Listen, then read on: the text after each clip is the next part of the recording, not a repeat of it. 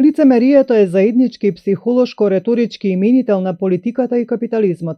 Развлекувате голема идиотска насмевка и златословите неколку секунди, додека не го продадете на целната личност. Или во политиката политички субјект, тоа што сте го намериле. Рекламите се преполни со насмеани лица, обично од женскиот пол. Сексизам, би рекле феминистките, кои се тука 24 часа за вас, на кои секогаш можете да им верувате, кои се грижат за вас, кои се ваши најдобри пријатели.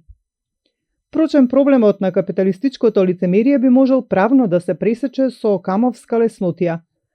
Наместо разни високоцветни и небулозни закони, кои разни левичари, групи за вакви и онакви права ги предлагаат, донесете еден прост закон дека субјектот кој рекламира е обврзан да се држи до своите зборови. Поинаку кажано, метафорите само за поетите, за предприемачите само буквално толкување според она што важи како здрав разум. Сенсус комунис. Power to the people. Велите секогаш тука за вас. Секогаш.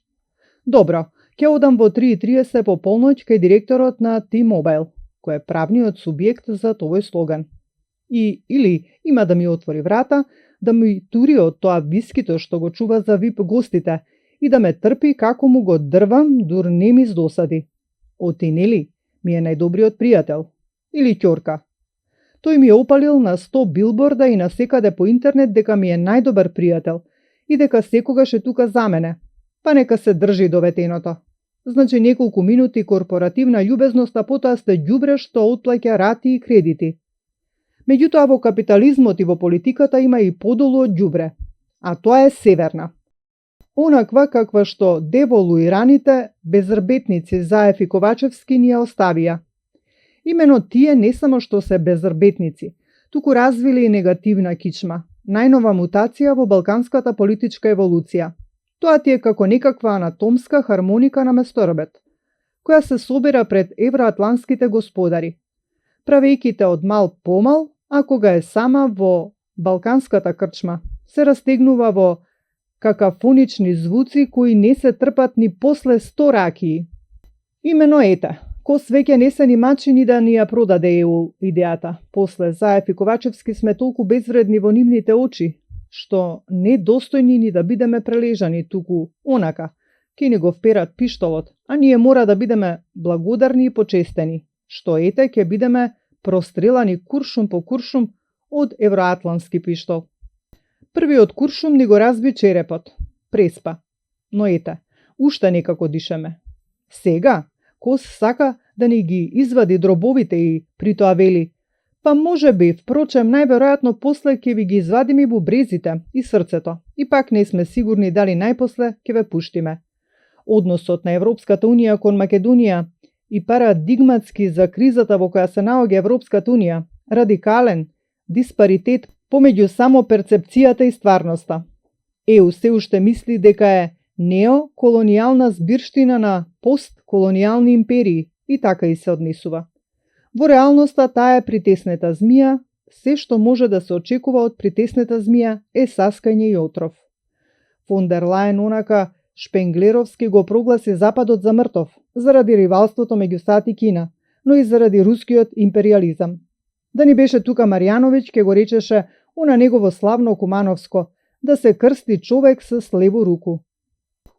Прво, рускиот империализам историски секогаш бил дел од европскиот империализам. Уште од крајот на 18-тиот век наваму се оформува политички пејсаж на европскиот империализам, кој секогаш се состоел од блоковски поделби, кои кулминираа со 2 светски војни.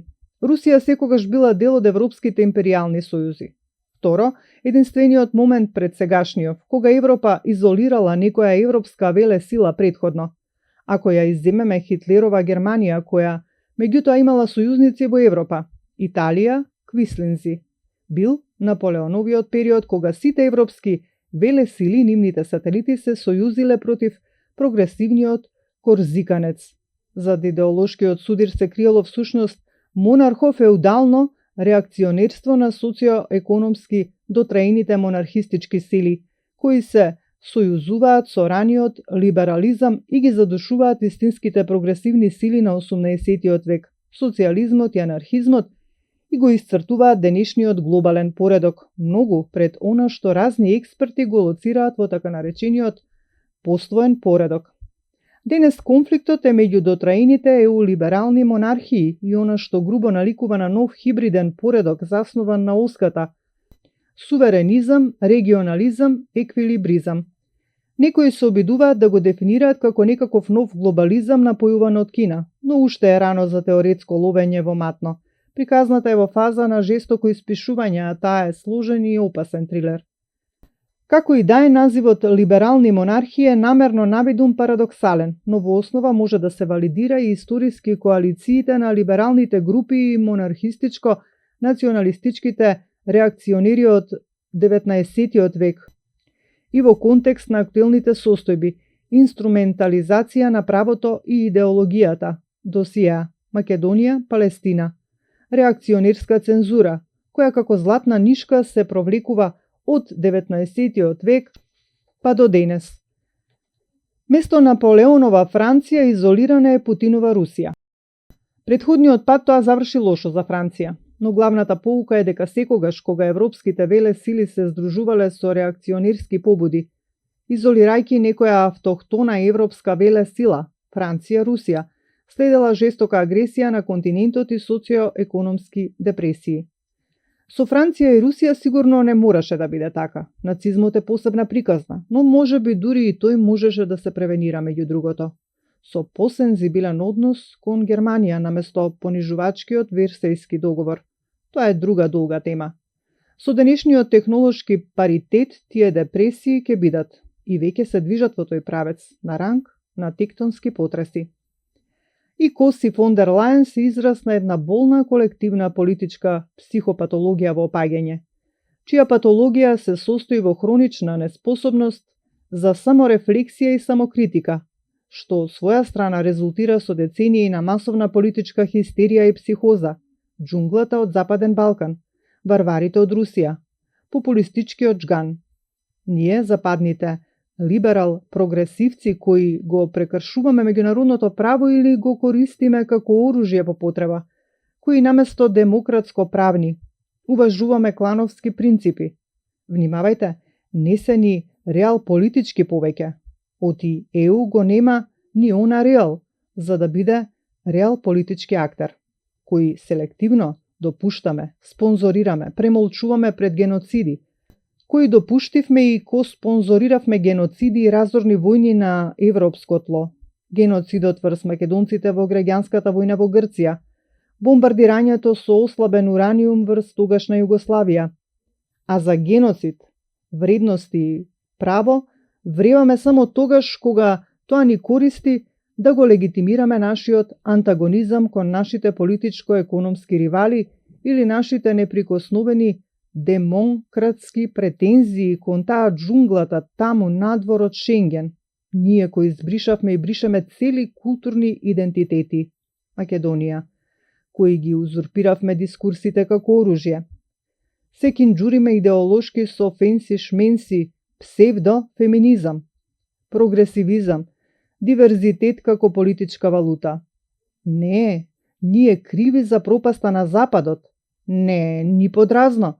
Или како онаа шега на студентите по македонистика. Има ли турцизми во македонскиот јазик? Мајок. Само што ЕУ не се шегува, туку е терминален патолошки случај со сериозно изместена перцепција за реалноста која резултира со растечка хистерија, анксиозност и дисоцијација на незиниот сепкупен политички и културен идентитет. Македонски политичари, ако уште сакате ЕУ, тогаш народски кажано, не сте со сите.